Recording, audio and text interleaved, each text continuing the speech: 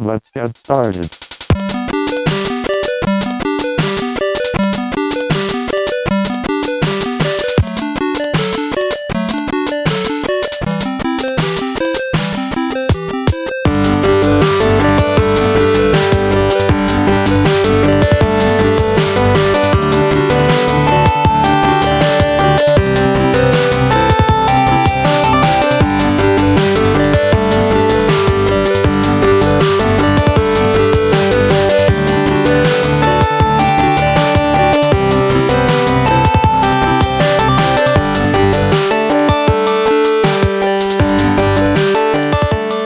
Everybody, welcome to the Bonus Stage podcast, episode number 13, recording on Friday, November 2nd, 2012. Friday, number 13.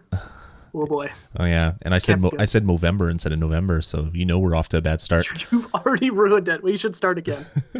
I said it on purpose because I got terrible facial hair because for Halloween I went as pirate, but not any old pirate with like an eye patch. I went as Captain Jack Sparrow, so I had to basically cut all my facial hair into the same way as the character on television in the movies had it. So I have this like mustache with a flavor saver underneath and this little patch on my chin.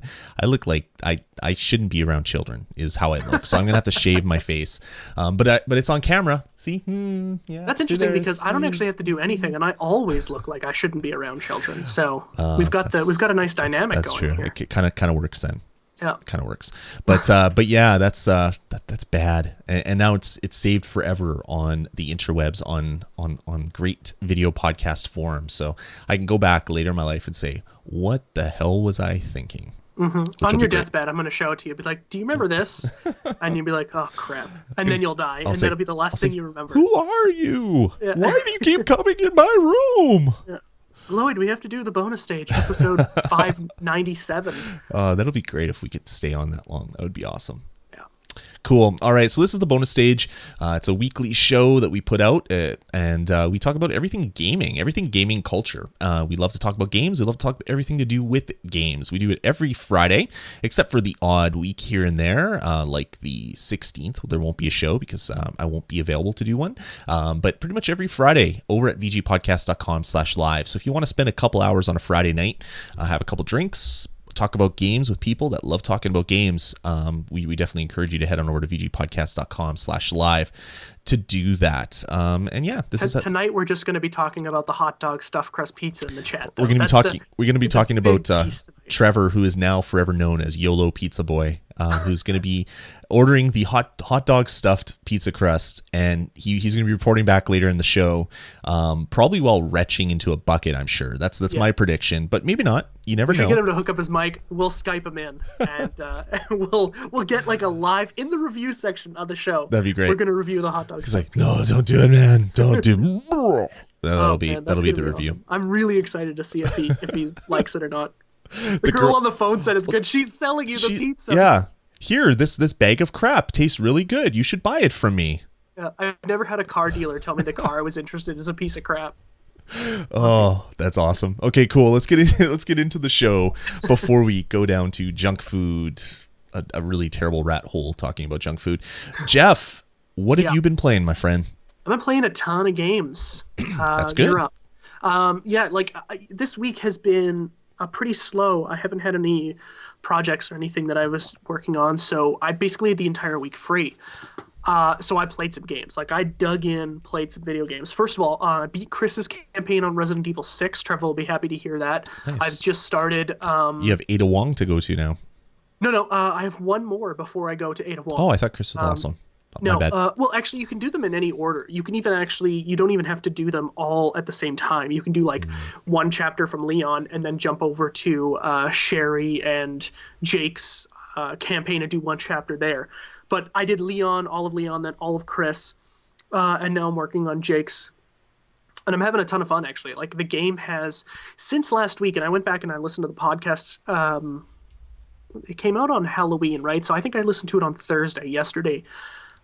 Just because I always like to listen to them. You know, it's like going to the game tape for a professional athlete. You know, you got to see where you screwed up. How many times Lloyd says, let's get our little ticker that the baseball umpires use and count the number of ums that I do. Yeah, I say a lot. It's actually very, very difficult to try and not say it. I used to, sorry to kind of, No, that's fine. to kind of butt into you. I used to actually go into the podcast, like way back in the day, PSP podcast. This is like circa 2004, 2005. I used to go and edit out every and that I did. Oh my God. And so I would prepare for the show. I would record the show. So prepare for the show for an hour or so, record the show, which would be 45 minutes, and then I'd be doing 2 hours of editing to get the MP3 to where I want it, at least. and then releasing it. I just don't really give a crap anymore, because every show that I listen to, everybody says and ah, unless they're like a newscaster or someone that's on television 24/7, like the TSN Jay On Right podcasts. Which I love, by the way. It's great. Him and Dan O'Toole are fantastic. And they're professionals, and they're on TV all the time. So they've probably done the trick where they have an elastic on their wrist, and every time they say they snap the elastic to kind of negative reinforce it. Yeah. I don't care anymore. But yeah, I say it a lot. So sorry, guys. It takes a lot of practice to do it. If it annoys you, I really do apologize. Too bad. But I can't stop. So anyway, yeah, continue. I played through Chris's campaign, and I don't want to spoil anything because the game is still relatively new. But Chris's campaign has a really shocking ending, and not shocking in the traditional sense, like you're like, oh my God, you can kind of see it coming, but the way they do the setup to the ending, I actually think is really, really interesting.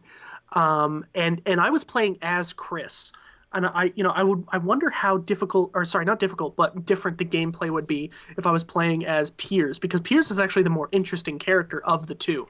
So I was really, really into that.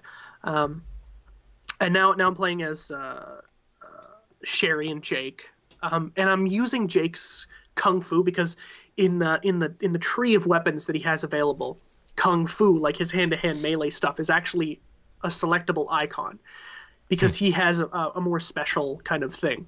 And it's cool, but you have to get way too close, and the time between like him punching and then him being ready for another punch is too long, where you're like kind of you're completely vulnerable, not invulnerable, and you can't move because your character animation hasn't finished yet. So you're totally defenseless, and guys are shooting you. So, you're taking all this damage. So I don't use it very often unless it's like, there's one guy.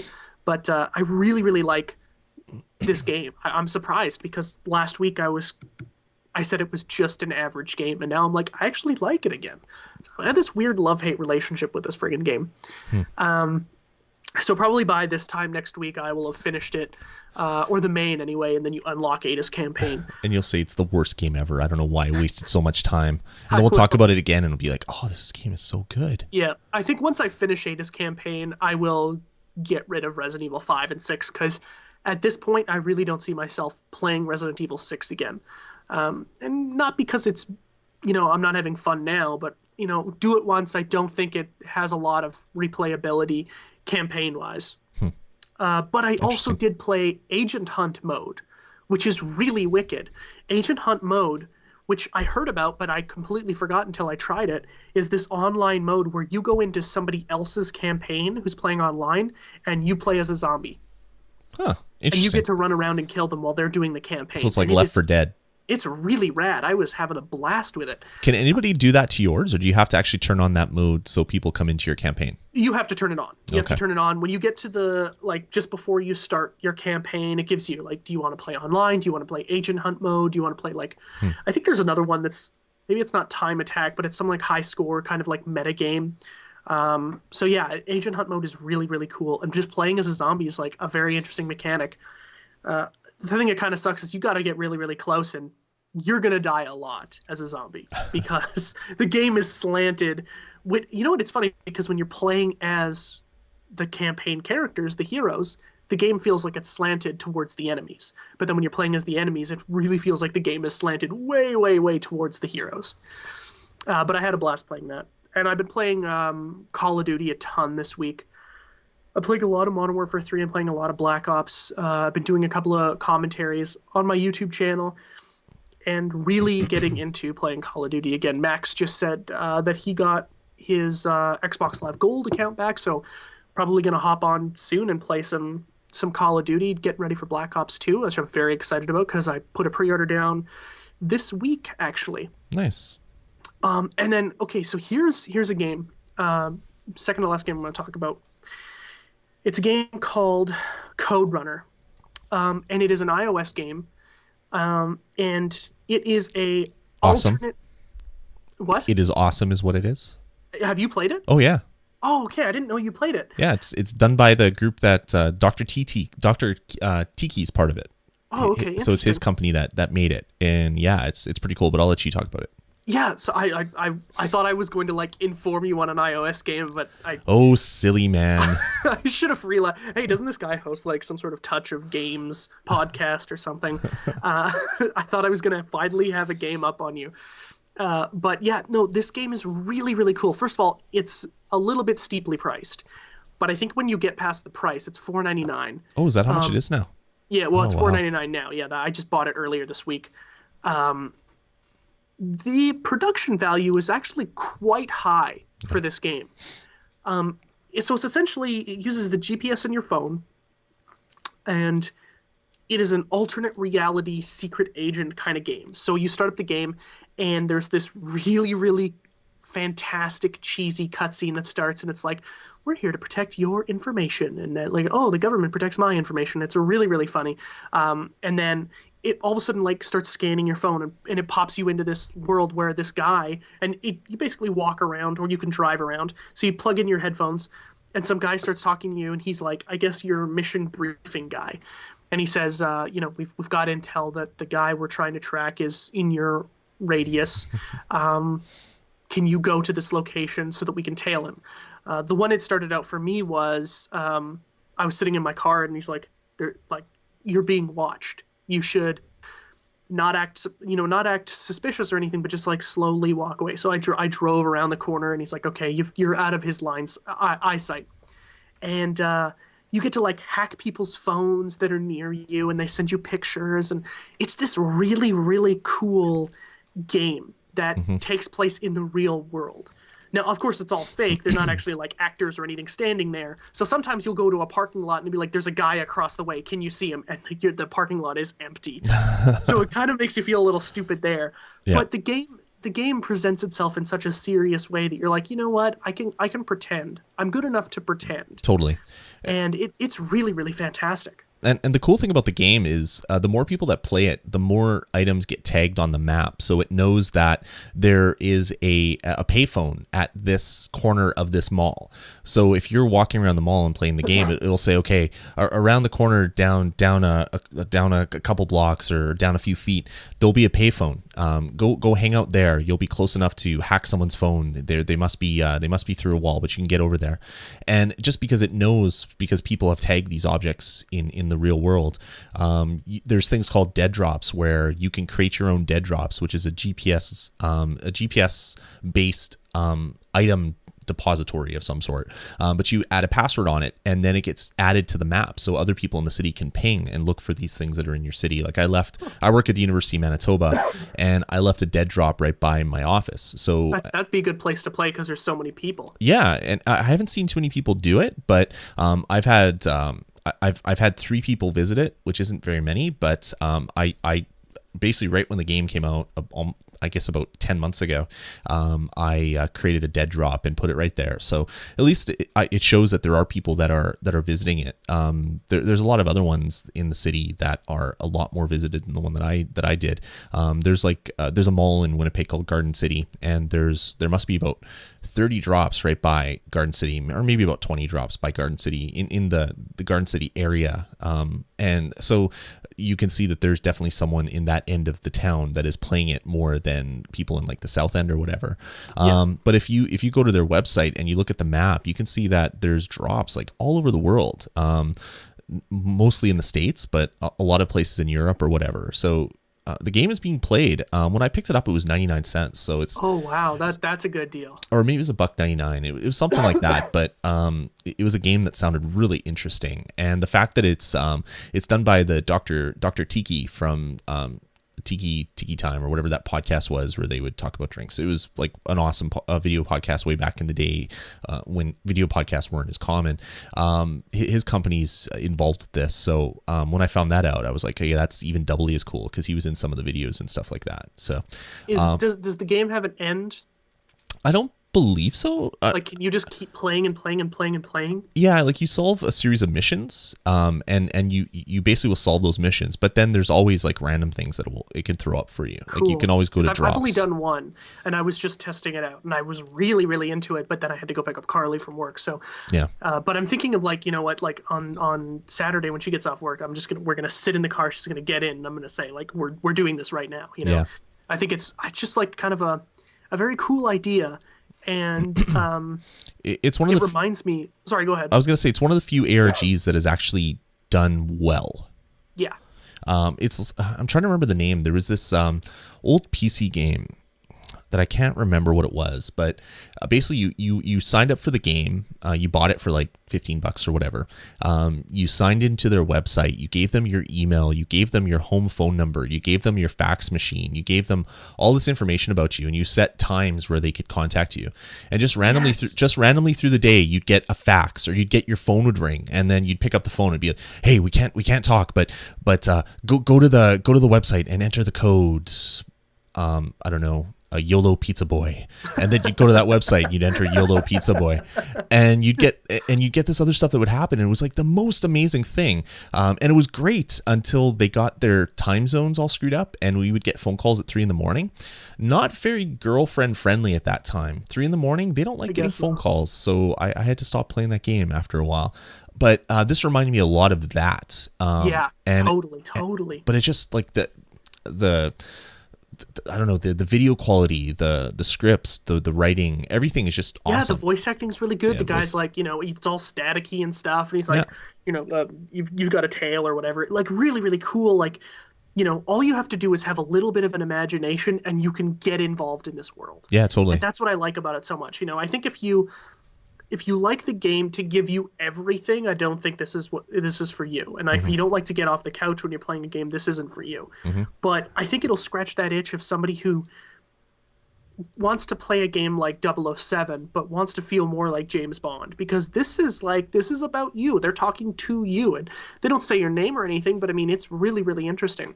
And I actually, I know exactly what the game you're talking about is, but I don't remember what it's called. I remember camping with my dad and my brother at Clear Lake, early 2000s, and he picked up a free press from Saturday, and in there was an article about this game, because I think at that time the game with Michael Douglas had just come out in theaters, or a few years earlier, because I think that was late 90s.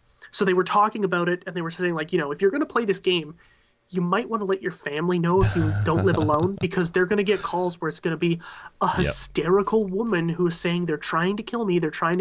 Exactly. You know, it was like really hardcore. Yeah. And I was like, it was called Majestic. So cool I just Wikipedia'd it, and it would do phone, fax, and AOL Instant Messenger. That's how old this was. It came out in 2001. So it was by EA, and it was amazingly awesome. Unfortunately, it didn't last very long. It was done by EA. Yeah, it was. Well, it was published by EA. It was developed by Animex. Yeah. Very cool. Yeah, I wish this game would come out now, because just imagine all the great stuff they could do. Yeah, absolutely. And well, you know, I don't want to say too much, but Corey from what's the indie show you have? Full on Indie. From Zenfry Studios. Doing something very similar. If you go to Comic-Con this year, they have a booth, and they'll tell you about its clandestine anomaly.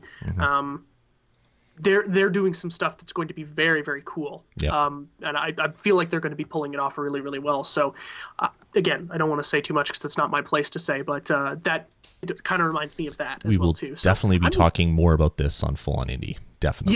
Yeah. And one day we'll review it. So. Yep. You know, it's one of those games that, for me, and the way my brain works, it just turns the right knobs up there. You know, I'm sitting in my car, and this guy who works for the government is talking to me and telling me, "You're our only hope," or whatever. You know, I'm like, holy crap, how awesome do I feel right now? You know, I love that stuff. Yeah. No, I agree. I love everything about this game. It was funny when I saw it in the show notes. I was going to tell you I played it, but then I thought I want to see what he has to say about it. Dude, I really, really thought I was going to like enlighten you on a game. Oh, come on now. Oh man, anytime I say, "Hey Lloyd, have you played this game on iOS?" and you're like, "I made that game." It's not even like you played it so long ago. You know everything about it, and I'm like, okay, well, the conversation's over now because I can't say anything to you because you already know it. Last game I played this week, I've been playing Simpsons Tapped Out basically all week. A couple times a day I'll pick it up. That's good. But the last couple of days have been extremely trying on my patience. Either I won't be able to connect to the server, or I'll get logged in, everything will be fine. 2 minutes later, I get logged out. Oh, really? And it's extremely frustrating because, you're going and you're tapping zombies and squishing them and stuff, and all this money's lying around. And then when you get logged out, that money doesn't get collected. And then when you log back in, it's all gone, And it's very frustrating because I want to play this game. Yeah, no kidding. The fact that you have to be connected to the EA server, I don't see a need for it. I don't see a need for needing to be online to play this game. I know they want to look at me playing, figure out how I play, do all that kind of stuff. Mm-hmm. But just let me play this stupid game, Like having to log into the server all the time. If I have a faint internet connection, it's just not going to work, And Carly was playing. We're sitting together in bed last night. She's playing beside me, playing the game. I can't even log in. And it's like, come on, man. We're sitting right next to each other. What's wrong here? And it's so frustrating. That's really, I really like bizarre. the game and I want to play it all the time. But it's starting to piss me off. Interesting. I've not had a problem playing at all. I'm not playing as much as I was at the start of October when the Treehouse of Terror stuff started. But I've pretty much gotten all the stuff I wanted. So I'm just collecting money now and building up my my nest egg for the next time they release an update. Yeah, but and they do plan to as well, which I think probably a Simpsons Christmas themed one is going to come out. I'm going to assume. Yeah, you would think so. They made a lot of money off this one. People were buying donuts left, right, and center. The fools. Yeah. Okay, did you notice that if you go into the store, there's a $99 option? Yep. And it's obviously sold because if you go look at the game in the App Store, it actually has that listed. So there's enough people that bought it to put it on the best buying list under that game. Yeah, people are dumb. I don't understand why you'd spend $100 on a freemium title, but and especially something that you can get in game. I mean, you've got to play it, but you're playing the game anyway. Yeah, I mean, you're never going to get enough free donuts to buy some of the items that you might want. But whatever, live without them. Yeah. I don't mind. Like a game like this, I'll spend $5 and I'll not think about it, or I'll spend $10. Past that, it's I've spent a cent. Yeah, but if I like a game and I've played it a lot, I don't mind supporting the developers and spending a little bit of money on it. But $100, and the people that are spending $100 are probably spending it multiple times. Like, it just, I don't know. I don't believe why, or I don't understand why people do it, and I kind of don't believe that it actually happens, but obviously it does. Yeah, I can see $5 or $10. You're like, oh man, I'm like 60 away. I don't want to play for 2 weeks just to get it. I'll spend a couple of dollars and get it now. That's cool, but $99. Yeah, it's and also I wanted to click on it because I wanted to see if it asks you, are you sure? But then I didn't want to take the chance of it automatically charging me $99, so I haven't touched it. Yeah, I wouldn't do that just because now I'd be so pissed off if that thing was like, oh, okay, here it is. Be like, what? Nice. What? Come on. It would make for a good podcast though. Where I'm just livid the entire time. Those sons of bitches charged me $100 for virtual donuts. I couldn't even eat them. It was the worst thing ever. I would just lambaste the entire organization at Electronic Arts. Yes, that would be good. I'd pay for that, but not $100. All right, you're up, man. What are you playing this week? Well, I've been basically spending a lot of time with my kids playing Skylanders Giants. I mean, I reviewed it last episode. I've pretty much gotten to the point where I've almost gotten 3 stars on every level. I've gotten all the items. I'm going through and leveling up all the new characters that we got. Bought a bunch of characters today because my son was sick, had bad fever, and he was under the weather. So I picked up a bunch of characters for him today, and we played some more. I'm just having so much fun with that game. So if you haven't heard anything about Skylanders Giants, check out bonus stage 12. I talked a lot about it, and I was a little bit dopey on painkillers, so it was even better. Jeff, it was like a 25 or 30-minute review. Jeff said, you were speaking in tongues. I didn't understand a word of what you were saying. But yeah, so I talked a lot about it, and I've also been playing Skylanders on my 3DS. I picked up the Skylanders Giants for 3DS. I've been playing that. Pretty interesting. It's a totally different game than the console versions. It has a portal, just like the console versions. So it has this little tiny portal, and it has on this portal, it has a little IR port, and you point the IR port of the portal at your 3DS, and you can store 2 Skylanders in your game and then take them with you. So you don't have to be like tied to a desk. You can just upload 2 into your game. Yeah, you're taking like, a backpack full of action figures around with you. Exactly. So you can load 2 up, go about your day, play the game, do whatever. My stuff away so it doesn't make any noise, and then when you come back, you basically download the same characters again, and it actually uploads all the stats that you had all the stuff that you've done in the game. It uploads it back to the character so that you can then use that character with all those upgraded levels or whatever you did in the console version. So I've been playing that, and it's pretty decent for a handheld game. There's probably about 20 levels. If you have the Skylanders Series 1, if you have any of the adventure sets, so like the pirate ship or the dragon nest or whatever it was called, you can actually load those into the game, and they unlock secret levels. So there's a whole bunch of stuff. It really ties everything together. I'm really, really, really digging Skylanders. You're certainly getting your mileage out of it. Totally. And on iOS, there's a game called Skylanders Lost Island. It's like a Farmville / Dragonvale kind of game. It's released only in Canada right now. It's going to be in Canada for a couple weeks and launch worldwide. And it's like a freemium building game that uses Skylanders. And you can actually, if you own the characters, you can use their web upload code. So if you've bought any figures, they come with a card like this that I'm showing to the screen without showing the code. And it has a 10-digit code. You punch that into the game, and it actually unlocks that character in the game, and then give you a bunch of bonuses for doing that. So I've been having a lot of fun with that as well. And Activision has actually said that they're coming out with an iOS version of Skylanders.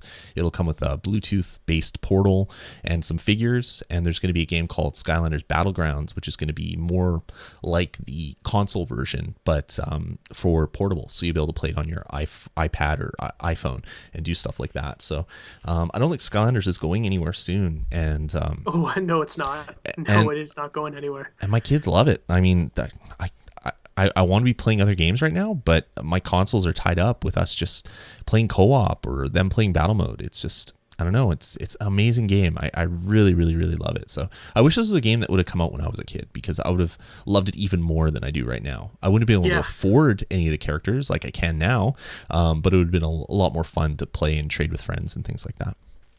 And what better way to ignore your family than playing a game with them? Yeah, it's if you're playing a game with them, you're not ignoring them. You're ignoring the other people that don't have a controller in their hand. I've played games with my friends before. They're sitting right beside me, and I'm completely ignoring them. Well, sometimes I just get lost into the world. It's different. Yeah, I mean, it's different with kids because you're helping them and all that stuff. Yeah, if you've got to play a game, right, and it's like, okay, it's either play a game by myself or spend time with my kids. Mm-hmm.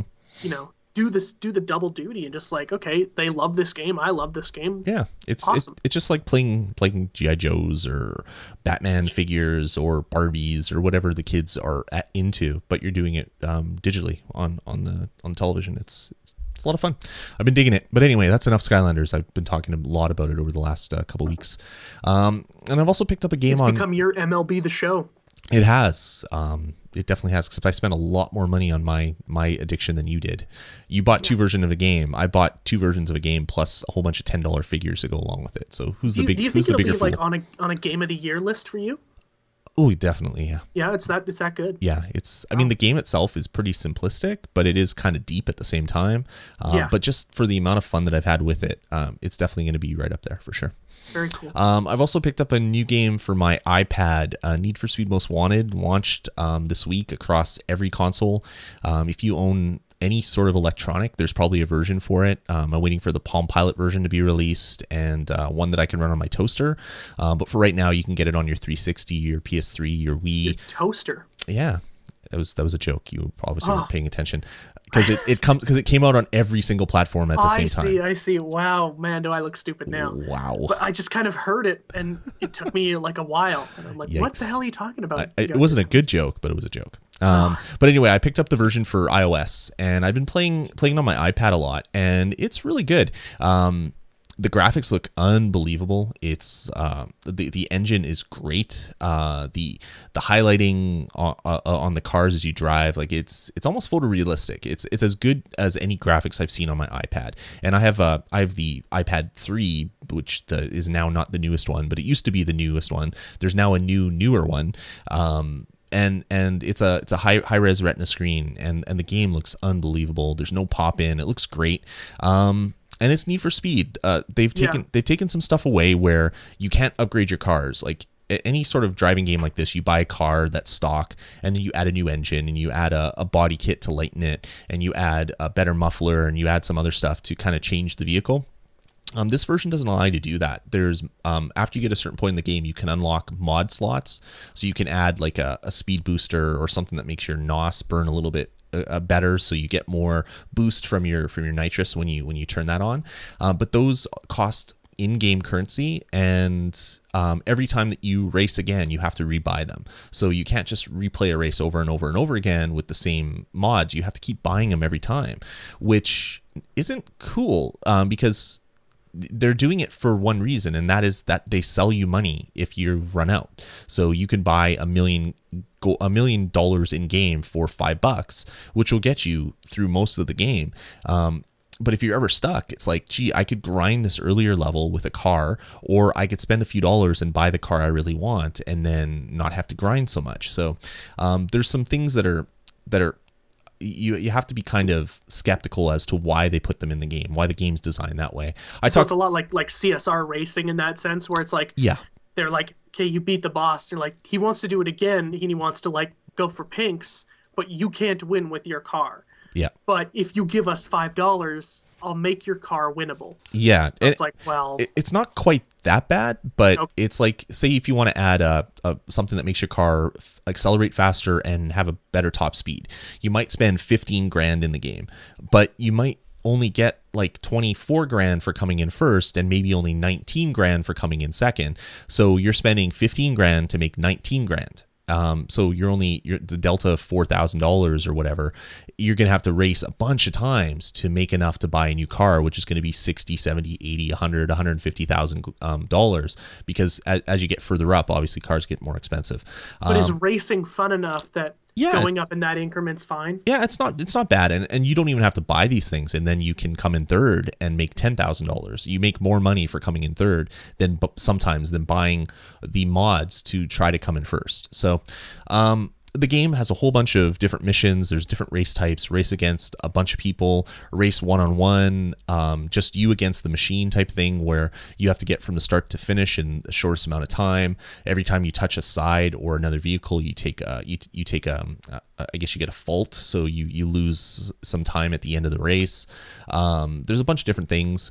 Of course, it's Need for Speed Most Wanted, so the cops are chasing after you, so you can they try to get in your way or whatever. If you destroy a cop, you get a full tank of nitrous that you can use to then boost ahead, which is nice. So they have those takedown things like they do in the console version? Yeah, exactly, like the console version. It'll even go slow motion and kind of show you the car kind of flipping through the air or whatever. Cool. The one thing that I don't like is you'll be racing with 6 people, so it'll be you and 5 other computer-controlled people, and the cops are only targeting you. So you get an SUV that T-bones you or that hits you in the side and then kind of slides in front of you and then pins itself against the railing, so you're kind of stuck dead and you have to reverse. And it's like, okay, I was going 250 kilometers an hour, but someone passed me going 350. Why are you after me, not them, when they're going a lot faster? Other Need for Speedy kind of things where you could be driving like a Lamborghini that's souped up and you're hitting like almost 400 kilometers an hour because you're boosting off of nitrous, and this like sedan that happens to be a police is catching up to you and going in front of you and cutting you off. It's like, okay, I don't mind the fact that there's like supercharged cop cars, like they have like Corvette based cop cars. They could probably catch you, but like the SUV and the other vehicles can catch you with no time. So you can never get far enough ahead where you can't be spoiled by the police. So there's things like that that are a little bit annoying, but the game overall is just phenomenal. For $7, it's a great. $7, that's a lot. Is it only on the iPad? It's no, I think it'll run on all iOS devices, all of the newer iOS devices. It even supports iPhone 5 and its widescreen.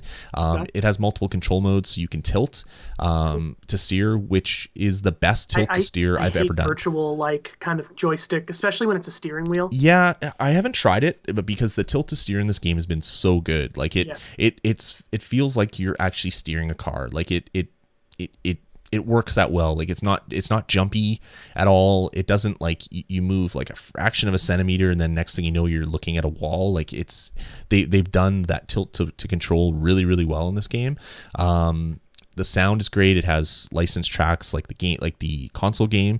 It's great. I really, really, really dig it. So if you have an iOS device, you might definitely want to check it out because it actually is a lot of fun. Developers are actually when it comes to racing games, they get off easy because there's so many cheats around making things look good. Right. Because when you're driving your car super fast, everything is blurry and just like kind of whipping past you. Yeah.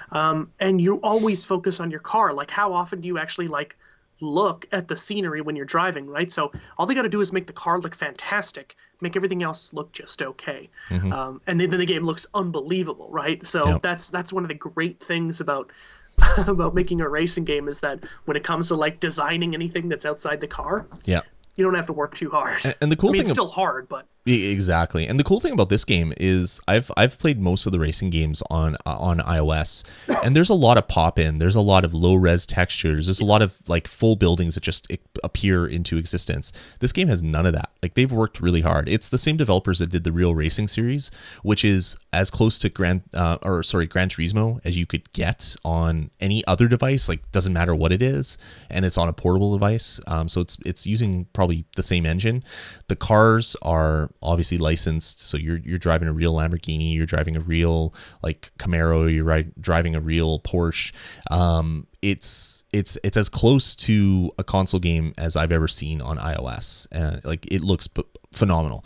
And you're gonna have Real Racing 3 coming out soon, which is just gonna blow it out of the water because some of the HD like 1080p video I've seen from that is just like I can't believe this is running on an iPad. So yeah, it's great. If you're looking for another racing game and you have an iPad or an iPhone 5 or an iPhone 4S, definitely recommend it. Even at the $7, it's a good price. And if you're patient, EA always does the 99-cent sales near holidays, so you can maybe wait and pick it up for $1 around Christmas time or whatever. Cool. All right, well that's gonna wow, I can't even talk. That's going to about do it for what we've been playing. We do have a piece of feedback I wanted to read. So yeah, this is awesome. By the way, I love it when we get feedback. Oh, like, see now I'm done too. That's not just me. Yeah, I love it when we get feedback, good or bad. Let us know what you think of the show because we're in a position where at this point, because nobody's really telling us if we're doing good or not, we're like, okay, well then maybe we don't have to change anything. And then the show does maybe tend to get kind of stale sometimes. So we want your opinion on things you want to hear, things you want us to change, things you don't like. Let us know, vgpodcast@gmail.com. We'd love to hear from you. Exactly. So this email comes from Sorote. That's probably not how you pronounce it, but that's how I'm going to pronounce it. And that's how I'd pronounce it too. And I'd be way wrong. Yeah, I should have maybe Googled the phonetic spelling of it or phonetic pronunciation or something. But it goes, "Hello, Lloyd and guys. My name is." My name is. By the way, I read that and I didn't think anything, and then when I went to the top again after I'd finished it, I was like, "Am I guys?" Like, like I thought that was really funny. That he talks about multiple podcasts. He's talking about two different podcasts. Hello, Lloyd, and the rest. That's what it sounds like. I thought that was hilarious. Yeah, it's great. I love it because he uses my name, not everybody else's, which is good. Love for me. But it goes, "Hello, Lloyd and guys. My name is Sorote from Thailand. I've been a fan of your show for almost a year. I love the bonus stage and Tog so much. You guys keep me awake when I'm in the car driving through Bangkok's crappy traffic. So yeah, I'm glad that you're not falling asleep at the wheel and hitting other cars. So you listen to us as much as you need to. But I think that our talking would kind of like drone on and make you like more prone to sleeping. So I don't know what that is all about. As a gamer and father of 2 kids like you, mine are 4 years and 6 months at the time. All the time I used to have is gone, but I managed to play some games from time to time. Absolutely not as much as you, though. My suggestion for your show, I'd like to hear you guys talk more about PC gaming. Anyway, I love the show and keep up the good work and hope you get better soon. Sarote K. So, yeah, thanks, Sarote. Thanks, or man. Sarote or Sarat, however you pronounce it. Thanks a lot for writing in. I'm glad you enjoy the show. I don't do PC gaming except for like the odd indie title that I download from Steam. Jeff's more of the PC gamer, but even then, I used to be, but like I'm basically 95% console. Other than Minecraft and Half-Life, yeah, I've been console. And I used to be really into it. And I want to get into it again because I want to play, I want to play DayZ. I want to play, all these really fantastic Half-Life source mods that are out, and I just want to get back into it. But when you start from nothing, it's kind of hard to just, go out and say, I need a gaming PC. Well, it's right? not kind of hard. It's just $2,000 is what it is. Yeah. It's very easy. It's just way too cost prohibitive. I'm going to put the money into a new iMac so that I can edit video faster. That's what I'm going to do. And that's exactly my problem. This podcast has multiple cameras, multiple recording, like mixers, microphones, thousands of dollars worth of equipment, plus 2 laptops and 2 desktops is what makes this thing live. I have a wife who would kill me if I went and spent money on a gaming PC. So unfortunately, PC gaming won't be something I ever cover. I can definitely talk about the news, but I won't have any firsthand experience. I'd love to talk to other people that are playing a lot of PC games and maybe get their experience, maybe bring some of that knowledge into the show. Even if it's like you record a segment, we'll play it. Things like that. I'd love to explore that. So if you're a big PC gamer and you want to talk about the games that you're playing, definitely shoot us a line at vgpodcast@gmail.com. We'd love to chat with you and see what we can do.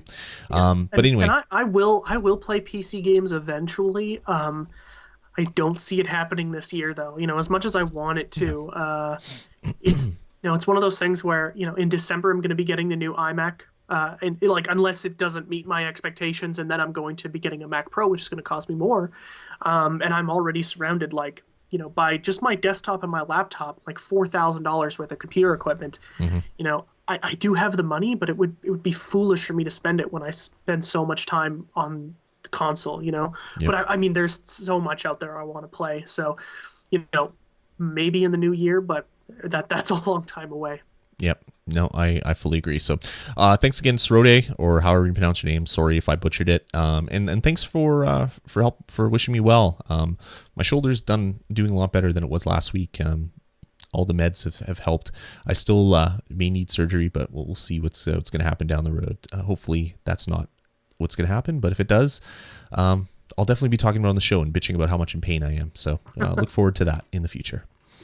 All right, so I'm going to hit the magic chiptune button of randomization and play a random chiptune track for you. So hopefully it's good. It worked out really well last week. So you ready for this, Jeff? Cross your fingers, everybody. All right, here we go. Random is a track called Whatever You Want It to Be by Starship Amazing. That's going to be good. That was great. That was a really good random. Someone that we like playing on the show. That was great. So here we go. Whatever You Want It to Be by Starship Amazing. And I have to unmute my PC for it to work.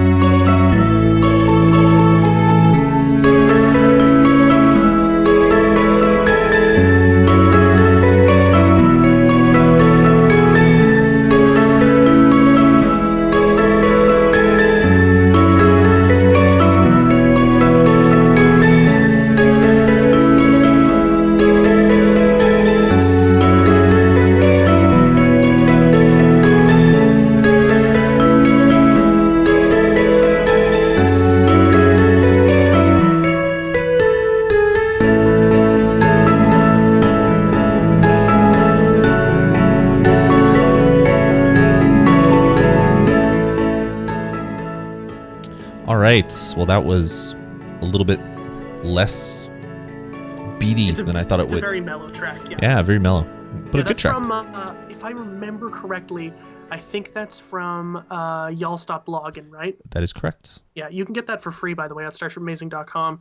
Do you have in your playlist the song Bonk, parentheses, You Got Bonked? Yep. Play that one, like, if we do another break, because that's a really high energy track. Yep, I got it. That's one of their newest. I really, really dig that one. We'll play that one next one for sure. Cool. All right, so let's get back into this. Let's get into new releases. We're just gonna go through this really quickly. We're not gonna spend time talking about too much of this. If you don't know, Assassin's Creed 3 came out. You've been living under a rock lately. And it is going pretty well. People are liking it. People are digging it. I want to get it. I just don't have the time to play it right now. And I haven't finished the previous one, and I actually have heard that there are quite a few problems with it, and that while the reviews are very favorable, there's a lot of bugs. So that's unfortunate, but I know it's a big game. So I'm curious if it's going to be a problem that they're going to address in a patch very soon, or if they're just going to leave it alone, because I don't think Assassin's Creed has ever had a big patch like that. They've had some smaller ones, but yeah, nothing really huge that I can remember. Assassin's Creed 3 came out for the 360 and the PS3, and it is available now, and also available on the PS Vita as Assassin's Creed Liberation, which is the first Assassin's Creed where you play a female assassin. So I'm very excited for that. You can get to work on that back touch is the joke I wanted to throw in there before you jumped in, Jeff. That's not a bad joke, actually. It's better than the toaster one, I'll give you that. Did you see to get even further down the rat hole, did you see the PS Vita ad for like France? It's talking about the touchscreen on the front and back, and it's a woman with a pair of breasts on the front and then a pair of breasts on the back. No way. And the quote was something like, it's so good you can even touch it on both sides or something. It's just like, I was like, wow, that would definitely not make it over here in North America. No, it would definitely not. France. That's funny though. That's actually a pretty funny ad. Yeah, it is. Liberation looks really, really cool. The thing is, with these other big console games coming out, my money is devoted to them. So, I'm gonna trade in a game on the Vita, probably Unit 13, and go and pick up Liberation. But it's like a $45 game, and I don't know how much I'm gonna get for Unit 13. So, I don't really want to spend too much extra money. But I'm definitely gonna pick it up because it's been getting great reviews, and it's like, of all the bitching I do about the PS Vita, here's a game where it's like, man, this is a developer who develops really good games giving you a game. Go play it, damn it. Exactly. Like I can't bitch about the PS Vita anymore until I play this game. Mm-hmm. That's my, even though I really want to. Cool. Well, let me know if you do. Also out is, as I said, Need for Speed Most Wanted on every single platform ever. I'm waiting for the Atari 2600 version, by the way. That was a joke, Jeff. That was a joke, Jeff. Professor Layton and the Miracle Mask came out on 3DS, available as a physical release and also a digital download direct from the eShop. So check that one out. I'm a big Layton fan. You're a big fan of him too, right? Yeah, I like the first one. I haven't picked up any of the other ones. Okay. Not because I don't like them, but because I just didn't have enough time to play. There's so many games out there, and I have to devote my time across all platforms. So unfortunately, this just in, Pizza Hot Dog review from YOLO Pizza Boy. Pizza is 8/10. The hot dog is 3 out of 10. Overall, 7 out of 10. Will he get it again? No, that's his official review. So that's hardcore. So there you go, Trevor. He did say that he was like, hot dog pizza is okay, wiener is low end. So yeah. That's not good. But I mean, obviously they're going to skimp on the hot dog. And jokes flew at just really awful jokes just flew in the chat room. So there you go. There's the bonus stage official It's Not Horrible review. Yeah, officially it is not entirely horrible, but horrible enough that he will not buy it again. So there you go. Pizza hot dog or hot dog pizza, not that great. Official review. This just in from our man on the scene, Trevor our hot dog pizza correspondent, Trevor. We need to get a lower third for him. Exactly. Hot dog pizza / Resident Evil 6 correspondent. I'll grab some random pictures from his Twitter and just put hot dogs in the worst possible places, and that'll be his image. It'll be great. He's got a legacy. He- Plug my Twitter. he's Trevor RA on Twitter, so check him out if you want to talk more about hot dog More pizza. pizza reviews. He's the official Twitter hot dog pizza talker, so he'll be talking the about it bonus stage. officially on Twitter. He's Oh the my guy. God. He's Dude, the guy. just man, that went on for a long time. We just kept adding to that. All right. Anyway, so Professor Layton's out. WWE 13 is out on the PS3, 360, and the Wii. The Nike Plus Connect training system is out on the Xbox 360. Which, by the way, that system has actually been getting some really, really good reviews from like a lot of personal trainers who are like, man, this is kind of competing with us. It's a $60 game for Connect. Yep. But it's being really, really well reviewed. Yeah, the quote that I heard is, "Oh, it sucks outside. The weather's too bad. Suck it up and play this damn game. It's going to get you a good workout." And I was like, "Whoa, oh, all right, That's yes, hardcore. yes, sir. You I just will need get an right on it." Olympic-sized living room for all these Connect games. Exactly. Yeah, you need to buy a gym to live in to play Connect. I love those commercials for Connect where it's like, our living room is the size of Is a your cathedral. house, empty with no walls. Like, Jesus. Exactly. And last but not least, Okami HD is out on the PS3. This is a $20 digital download of Okami. This is actually a port of the Wii version, I think. So all the additions of the Wii version, minus the Wiimote Waggle, is put in this game. Or I guess they probably took the PlayStation 2 version, up-resed it, and added some of those features back in. That's probably what they did. So it has all of the bonuses that were in the Wii version in this one. So $20 will get you probably one of the best looking cell shaded games out there. It's Zelda. Gorgeous game. It's Zelda essentially with a dog, with someone that is not a dog riding on that dog, and it's a wolf, actually, not a dog. Yeah, it's the dark half of Twilight Princess. Yeah, exactly. It's great. It's a lot of fun. I played the hell out of Okami on the Wii when it first came out, and it's another one that I'd want to own on my PS3, but I just don't have the time to play it because it is a large game. You're going to get 60 hours out of this game. Oh, for sure. Easily. All right. Well, we didn't talk enough to take a break, so let's get into the news. First up, the new PSN store update finally hit. I turned on my PlayStation this morning, and 4.3.1, I believe is what it was, installed. When I went to the PlayStation store, it says, "Oh, you need to install something first," which I thought was kind of odd, but I said okay. And it installed the new look. You thought it was odd that your PlayStation told you needed to install something before you did it? Yeah, because the PlayStation store always just works, except if the store, okay. Yeah, so I went to the store and it said, "No, you need to download this thing first." And I said, "Okay." So I downloaded it. It was really quick, and now I have the new look and feel for the PlayStation Store. It's good. I like it. I like it better than the 360, which I thought was really good. Trevor RA died. Everybody here. Breaking news. We have it here. I took him out. We're going to go into our breaking news coverage. Do we have a man on the scene? Do we have Trevor's brother, friend, parent, or neighbor that can talk with us? No, we don't. We do not. We'll update you further later in the episode as to the whereabouts and the health of Trevor RA. I'm going to say, though, that the official review of 7 out of 10 overall for the hot dog pizza has now been dropped to a 0 because it's lethal, apparently. Yeah, it's filled with rat poison. That needs to be said. Apparently. That's a public service announcement right there. Yeah, do not quote me, but apparently it's filled with rat poison. By the looks of and hot dogs, yes. Substandard hot dogs. Yes. So anyway, PlayStation Store is out and available. So just update your PlayStation 3. You'll get the latest version as a download, and it's great. It shows all the video. Something the PlayStation really needed. I mean, that store was terrible. Yeah, it shows all the video. It shows all the television shows. It shows all the music. It shows all the games. It's super easy to navigate. As you said, it's something that should have been there for a long time now. So definitely check that out. All right, next up, this is pretty big news, actually. Big news. Rockstar finally said something about GTA 5, other than the fact that, yeah, we're still working on it. Basically, Take-Two Interactive will be releasing Grand Theft Auto 5 in the spring of 2013. So they've also released a whole series of screenshots this week, or last week, I guess. The game looks kind of shell-shaded-y in those screenshots, and then you look at the car that they put in the latest screenshot, and it doesn't look very cell-shaded at all. So I don't know what those other screenshots are. It's even more confusing to me. But yeah, I don't know what else to say about it. It's starting pre-orders on the 5th. So if you want to pre-order it, it's starting on the 5th. I don't know why there's an official date for pre-order, because you could go into GameStop right now, I'm sure, and drop $5 on it and they'll take your money. Yeah. But Actually, you know what? I phoned GameStop the other day, and they were like, they were already saying we take pre-orders.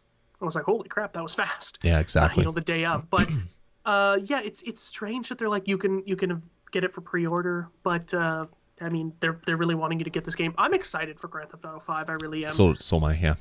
It says it's gonna be the biggest game that they made. It's still set in Los Santos, but it's everything around it similar to San Andreas. So yeah, it's gonna be great. From the tops of the mountains to the depths of the ocean is what they say. So obviously you're gonna be able to go in the water. You're gonna be able to fly, like all the great stuff that you could do in other GTAs, plus thousands of other things, plus all the crazy interaction you're going to have with new toys to play with. This is going to be great. I cannot wait. If you want a good barometer of what a open world game should be, these are the games you got to play. And how crazy developers could possibly be. This is a good game for that. Absolutely. And Trevor in the chat room just said, like, it better have our Red Dead Redemption aiming. And I totally agree with that, because Red Dead Redemption had probably one of the best and most tightest aiming, third-person shooting kind of mechanics. Grand Theft Auto 4 was okay, but there was a pretty big learning curve. Like, it was like, holy crap, this cover system's kind of weird. Everything is kind of weird. Yeah. But yeah, Red Dead Redemption was unbelievable, and that game was really more about gunplay than any other games that they've done. So I really hope that he's right, and they're like, yeah, Red Dead Redemption aiming, or at least like take in that core concept and make it better, because Red Dead Redemption's pretty old by today's standards. So. Yeah, exactly. Cool. So yeah, we're definitely be chatting more about GTA 5. It sounds like both Jeff and myself are really excited for it. So I'll be picking it up. Stay tuned. It's a buy on launch. I could probably have 40 hours worth of fun, not even doing any of the story. Well, totally. It'll be great. All right, moving on. We talked a lot about Borderlands 2 when it first came out. This is just public service announcement. Do not get Borderlands Legends for iOS. Public service announcement. It is horrible. It's getting 2 out of 10s, everybody. But anyway, you can hear more about that on the latest Touch of Gaming, episode 121. It's the only iOS app that Lloyd hasn't downloaded. Yeah, it's the only one I didn't make, apparently, according to Jeff. I've made them all, so I didn't make this one. So Borderlands 2 is a rousing success. It was announced this week that Borderlands 2 has shipped 5 million units, and they also call XCOM a critical and commercial success. So this was done through the Take-Two's earnings announcement, and yeah, their second quarter financials are good because of XCOM Enemy Unknown and Borderlands 2. So that's great. I can't wait to see all the other downloadable content that comes out and all the other stuff that comes out around Borderlands 2. And I really hope that they spend time to fix the horrible iOS version, because I'd really love to play Borderlands while on the go. And I'd really want to play something fun, not something that is not so fun. So hopefully they can do that as well. I really like when companies release their numbers, because without it, there are only a few websites where you can really see how much a game makes, and even then it only comes out at the end of the month. So NPDs used to be awesome. They don't do it anymore because they don't do it anymore. People weren't paying for it. Where am I going to get the information? I'm really curious. And unless it's like Activision saying, hey, by the way, Call of Duty is the biggest game in the world. It's like, oh yeah, really? We couldn't have figured that out from the mounds of news coverage and every press release saying, by the way, if you haven't already figured it out, Call of Duty is big. And it's like, they're the only ones who do it because they're at the top. I was surprised to see 5 million units to date. The game's been out for 6 weeks now? Something like that. Yeah, it didn't come out. That's pretty fast. I mean, that pales in comparison to what Black Ops 2 will do in one night, but still, I mean, Borderlands 2 is still kind of thought of maybe a niche game, So I'm and it's not advertised on everything either. Like that's true. Like any COD game, I mean, you'll see ads for it on the movie theater, on TV, in magazines. Downey Jr.'s in the new trailer for Black Ops 2. So. Totally, exactly. And yeah, I mean, Borderlands 2 is a game that was adopted by fans of the original game. So apparently there was a lot of They did have commercials for it too, which also surprised me. Yep. Yeah, it's great. It's a good game. I'm really glad to see it doing so well, because that means that there'll be more Borderlands. Cool beans. Which is good. All right, moving on. Jeff, why don't you tell us about Wii U and their web browser?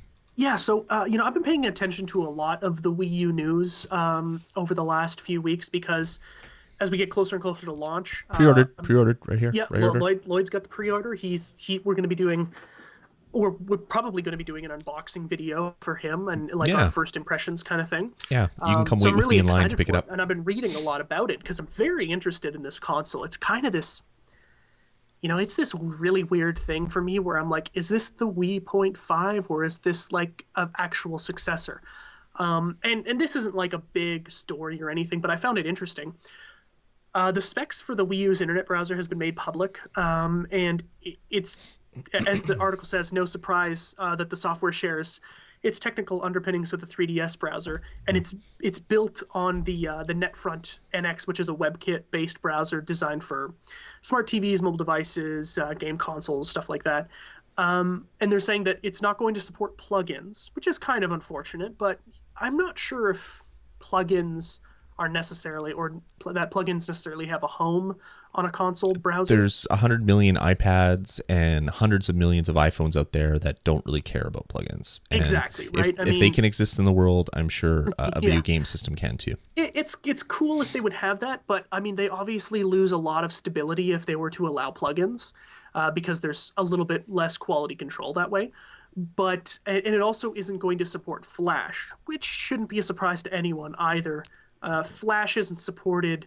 There's still Flash in things, like people still use it for stuff. Like it's just one of those things that is kind of it's kind of moved past its prime for sure. A lot of you're totally right. You're absolutely right. And it's one of those things that, like, if you're anti-Apple, that's one of the arguments you bring up. You're like, well, the iPhone doesn't have Flash and Android does. Be like, fantastic, but it's like a 20 or 15-year-old,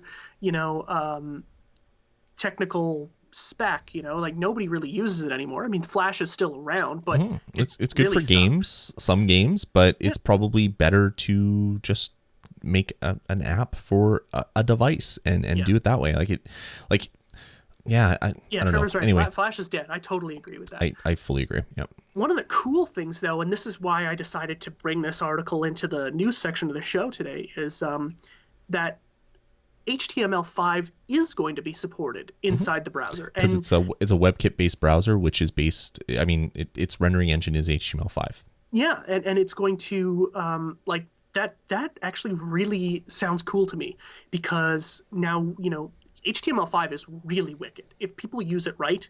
What was that game that we talked about? Was it Browser Craft or something? Browser Quest. Yeah, something like that. I can't remember exactly what it was called, but yeah. That kind of stuff is really, really cool using HTML5. That's something I don't believe we will see in other consoles. Probably Xbox, because it's, Windows. Yeah, well, the Xbox browser supports, like the Internet Explorer supports HTML5. Even the PlayStation browser supports HTML5. It just doesn't support all the JavaScript that you'd need to do full interactivity. Yeah. I think the reason why this surprises me so much is that I'm still shocked that Nintendo at this point not only accepts the fact that there's this thing called the internet, but continues to, like, by the way, this does have a browser. It's better than Opera. It's going to be a little bit more functional. It's going to have HTML5. Everything is going to work. And it's like, Nintendo is recognizing and acknowledging the fact that there's an internet. Like, this is, for me, it's huge news. It's mind-blowing news. Yeah, it so is I was kind of mind-blowing. excited to read that. Yeah, it's good. I mean, it just makes sense for any developers nowadays. If you're making something that you want to be internet enabled, you go download the open source WebKit rendering engine. You have everything that Safari has, everything that the iOS web browser has. WebKit existed before Apple touched it, but Apple took an open source project and made it better, and then donated all of their source back to the project. So, I mean, you have Chrome, which is Google's browser, which was based off WebKit. You have everything right now. Anything that's modern is based off WebKit, except for Internet Explorer. I actually just switched from Firefox to Chrome, and I'm really, really liking it. Oh, yeah. Firefox is horrible these days, like compared to all the other browsers out there. So it just makes sense that Nintendo's taking what's out there that is the best and it's free for them, and using it. But as you said, the more important and more surprising thing is that they're actually focusing on the internet. Like they realize that people want to use the internet in their living rooms. For the longest time, Nintendo said, no, games are all that everybody wants to do. Games are enough. You should love our games. Buy our stuff. You know what? I actually agreed with. When PlayStation 2 was out and they're like, by the way, it plays CDs and it plays DVDs. I'm like, I have a DVD player, but the all-in-one media set-top box is really what people are looking for. Like, I've got one thing that does my movies, that does my Blu-rays, right? Or Blu-rays a movie, that does my music, that does my games, that does my internet. Yep. It's all hooked up to my TV. I don't need like a trillion remotes. I'm now, I've realized that, probably 5 or 6 years ago when I started to really get into the Xbox, and I'm like, this is actually pretty interesting. I can do more than just play games with it. And I never thought I would like that. But, and Nintendo, was the same way. And now they're like, no, you know what? Maybe we were wrong.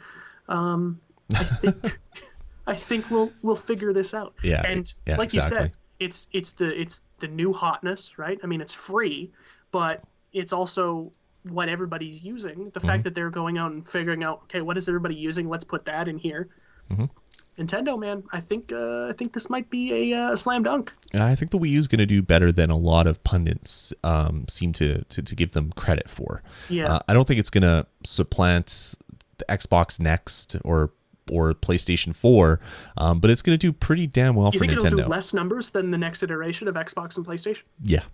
Oh, wow. I don't think it's going to have Wii success because you're not going to have all the elderly geriatric hospitals buying them for people to work out, right? That, yeah. It's still going to sell really well, and I'm really curious, like this Nintendo TV thing, if it does what it is supposed to do. I mean, they've pretty much taken over the set-top box market. I mean, you're still going to have a set-top box, but you're going to have this device that exists over top your set-top box. That's really great, and that's what a lot of people said Apple should be doing. So kudos to Nintendo for doing it.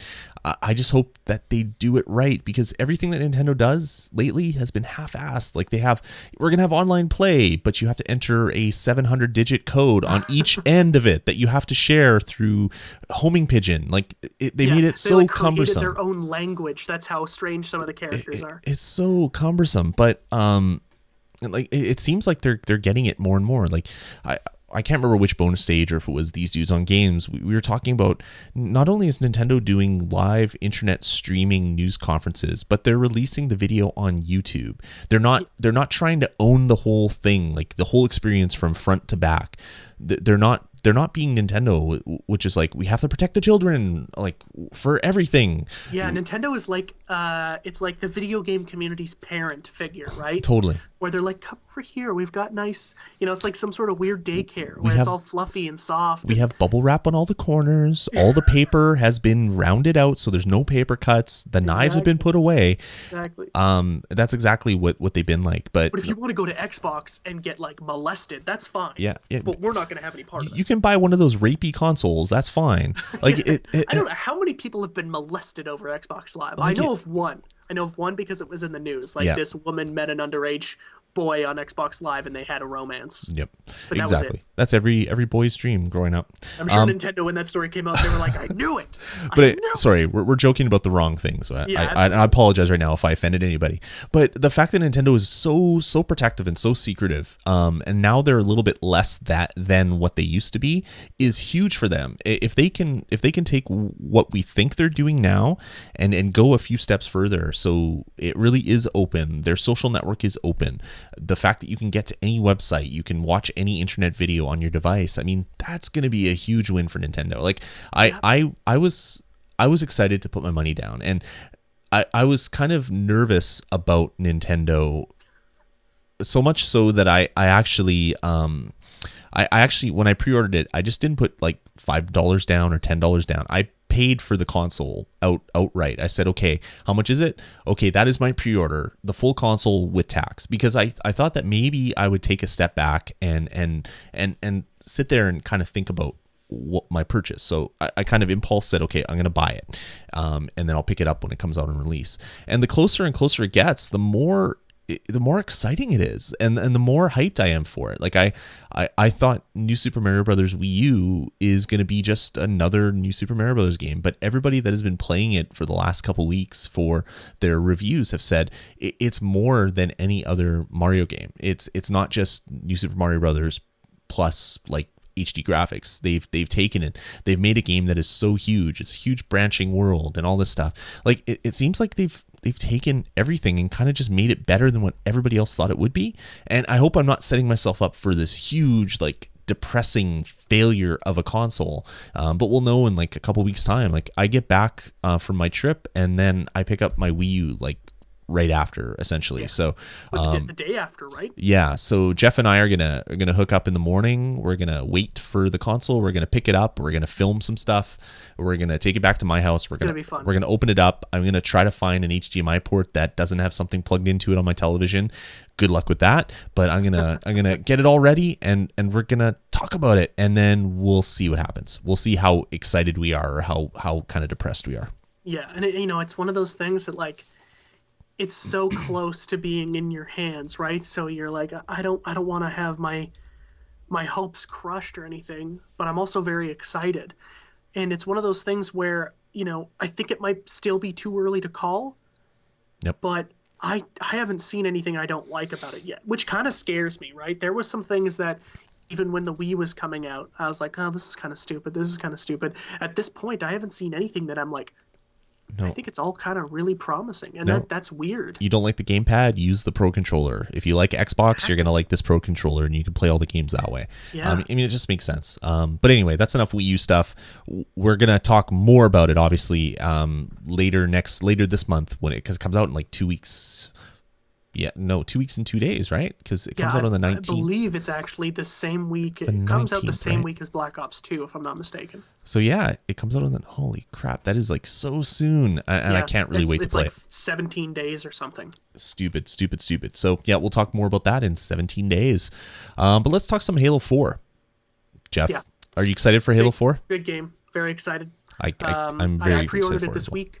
I'm going to go to the midnight launch, actually, and I think if you put a pre-order down, we're going to be there. If you guys are listening to this in Winnipeg, if you're going to pre-order Halo 4, go to PNP on Portage, because I'm going to definitely be there for the midnight launch, and probably Lloyd too, so that should be kind of fun. I wonder if I could just show up and buy one. Sorry, you kind of cut out there for a second. I said, I wonder if I could just show up with you and then just buy one that night. Just kind of do the line thing. I really don't know. Might have to check that out. Because that would be great to do. But yeah, we're gonna see about maybe doing that. But if you're not excited about Halo 4, you should be, because apparently a lot of people are. For the first time ever, a Halo 4 soundtrack ranks number 50 on the Billboard Top 200.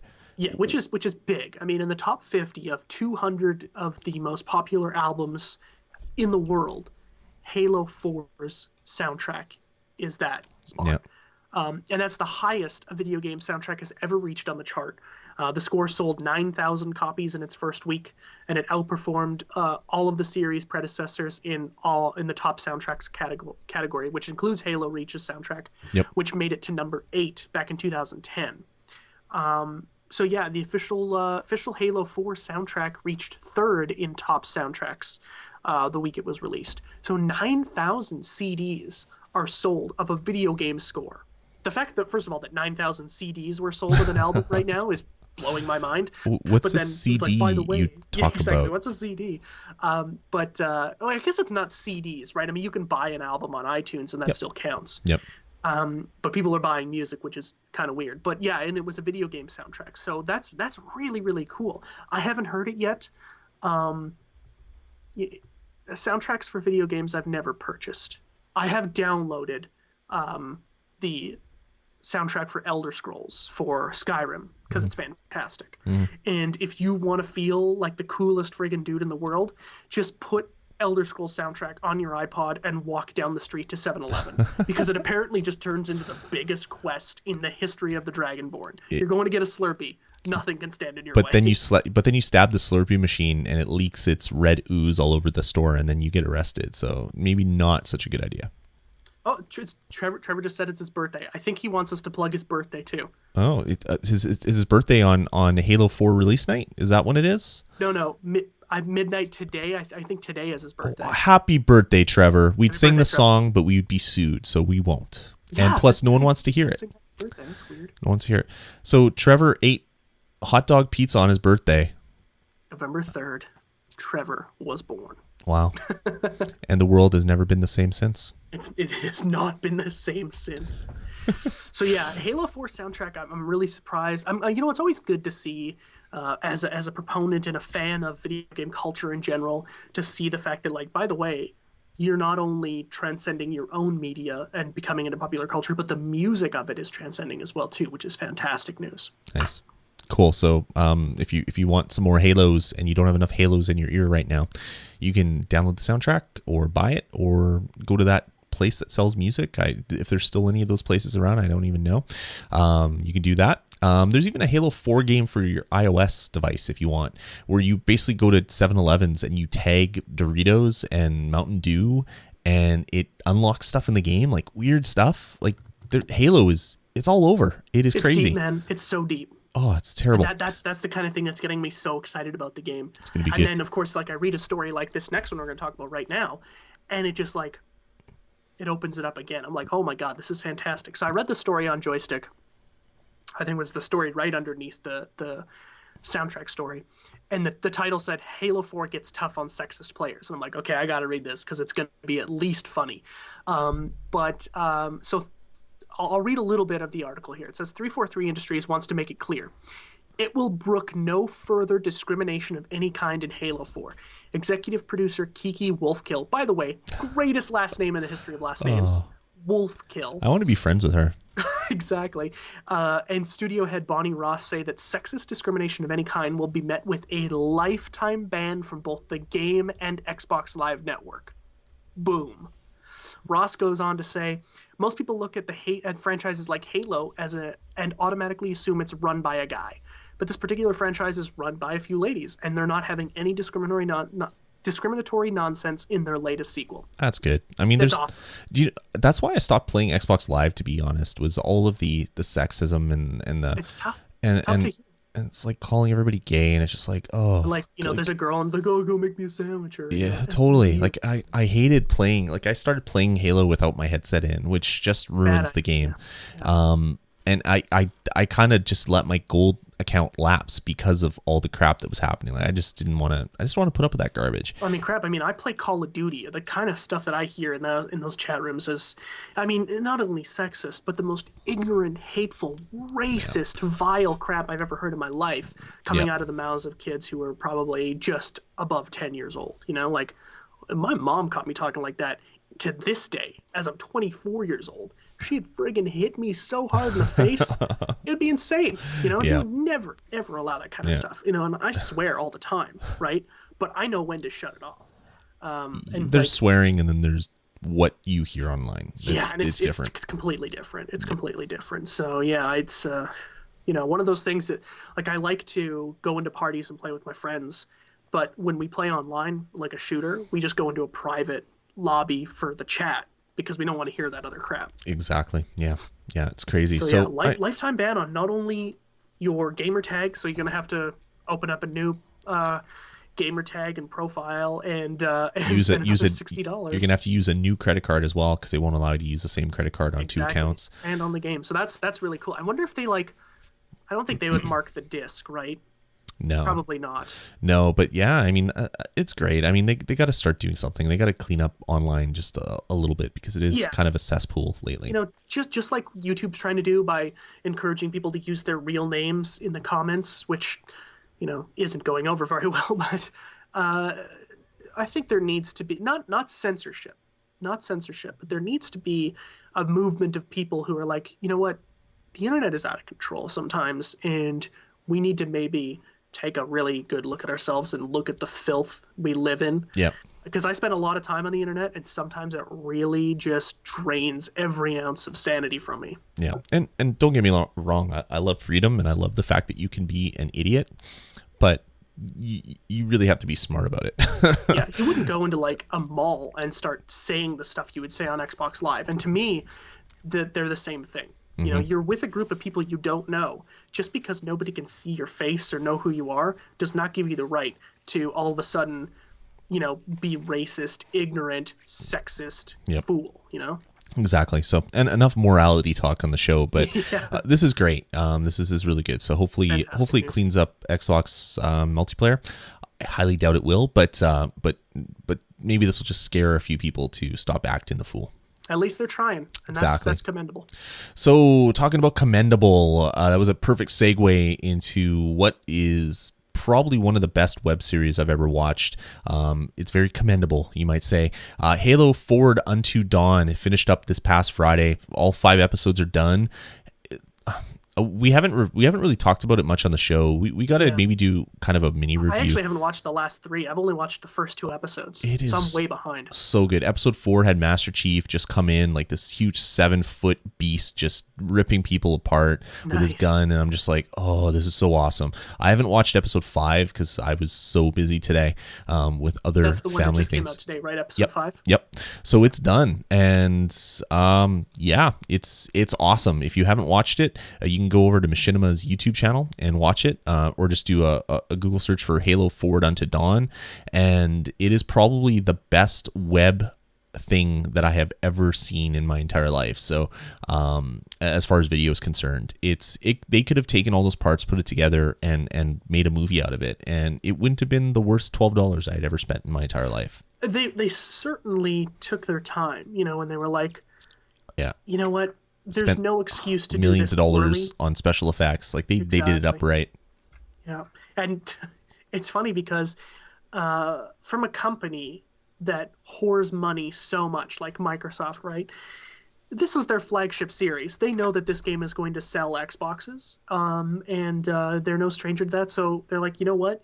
We could put $200 million into marketing, and we'll get every cent back, probably twofold, because Yep. this game is going to be so big. So why the hell not? And it's also setting up other revenue sources, because people will watch this and say, make a movie now, I will buy my tickets now, and they'll say, oh, okay, we already have like 100,000 people that want to buy movie tickets, so That's not enough, though. But yeah, I mean, they're on their way, and I think at the very least, what they can do is open up their own YouTube channel and produce these things full time. Right, And exactly. they make money off the advertising. But what I was trying to get at is, if you have 100,000 people going online in a forum saying they would buy tickets, you can times that by 10 Yeah. or 100, and that would be the total number of people in the world that might want to buy your movie tickets. Yeah, you can certainly look at that number and go, okay, we're going to extrapolate a little bit. That's what they all do in focus groups anyway. So. Yeah, exactly. So I love this web series. Definitely check it out, and maybe we'll have more to say about it in a future episode. But for now, Google it and watch it. It is definitely worth your time. So are you set that you're going to buy Halo 4 on launch? Yeah, I think I want to pick it up on launch. Okay, so then next week we'll kind of have like maybe even a Halo kind of special thing. Yeah. Because I don't see myself playing anything else but Halo 4. I think it's going to be that big. And I'm going to play the hell out of it. Are you going to get Xbox Live Gold? Do you want to do some co-op or something?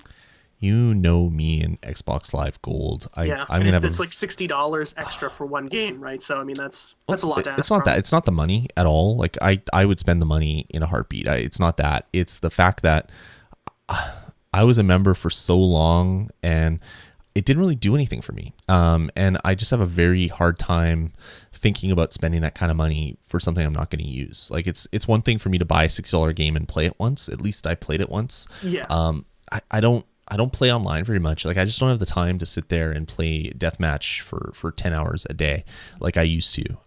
So I have problems with it. And the fact that I'm getting so much out of my PlayStation 3 PSN or PSN Plus membership or PlayStation Plus membership, I just like, I get all this free stuff. What do I get from Xbox Live Arcade? Oh yeah, 12-year-old people call me an idiot and other words that I don't want to say on this on the show. So yeah, I don't know. We'll see. I'm sure it's going to come with a free code, so I can at least get on Yeah, you'll and probably do get some like of it. 48 hours or something, right?